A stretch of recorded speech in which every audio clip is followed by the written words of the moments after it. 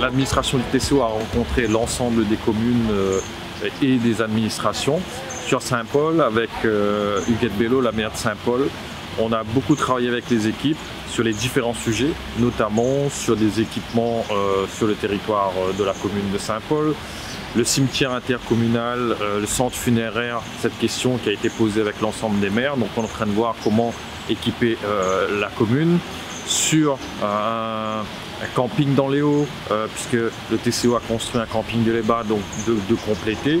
Et plus généralement sur la question des déplacements, sur les téléphériques, comment mettre en œuvre cette liaison entre la ville et les Hauts par plateau caillou, sur les bus à haute qualité de service qui facilitent les transports, notamment sur la traversée de Savannah qui est aujourd'hui un point très compliqué. Donc de trouver les solutions pour que sur le transport, sur les équipements publics, sur l'habitat dans les Hauts, comment le TCO avec son plan local de l'habitat peut faciliter, résorber cet habitat insalubre dans les Hauts. Une des questions importantes aussi, c'est la question de la dingue, puisque nous voyons que la question des ravines, un plan ravine, la commune a mis en place un plan ravine. Donc peut-être au niveau du TCO, on va faire remonter à l'État, qui a la responsabilité au niveau des ravines, comment intervenir dans les ravines pour les nettoyer.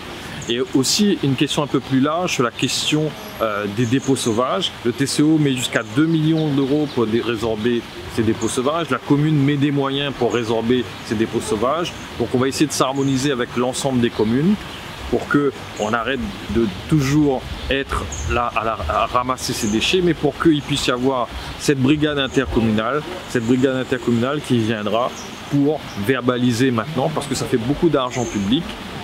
Les citoyens qui font les bons gestes aujourd'hui, c'est eux qui payent, mais maintenant il faut qu'on arrive à résorber ces dépôts sauvages sur l'ensemble du territoire, et là il y a une coordination vraiment à mettre en œuvre avec l'ensemble des communes.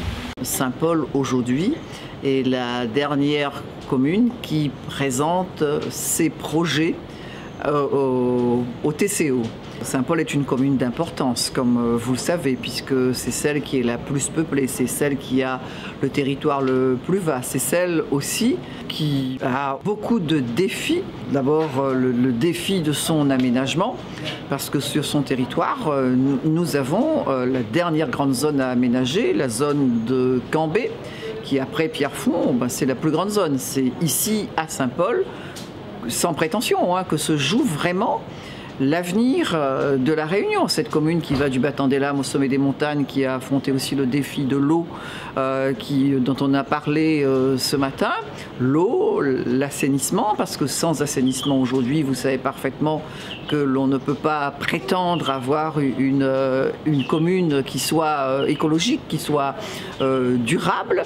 On a le défi de l'environnement, le défi de la propreté, le défi du logement, ce qui est essentiel, parce que le logement accompagne bien évidemment l'emploi. Toutes ces questions ont été mises en place, donc là on est en début d'année, et puis en fin d'année, on se reverra avec l'administration de la commune de Saint-Paul et la maire de Saint-Paul pour continuer à avancer, réaliser les équipements, mais aussi faire avancer tous ces dossiers pour que sur la mandature, la réalisation soit là, les bilans soient là et que les Saint-Paulois bénéficient, comme l'ensemble des communes du TCO, de cet apport qui est important aujourd'hui.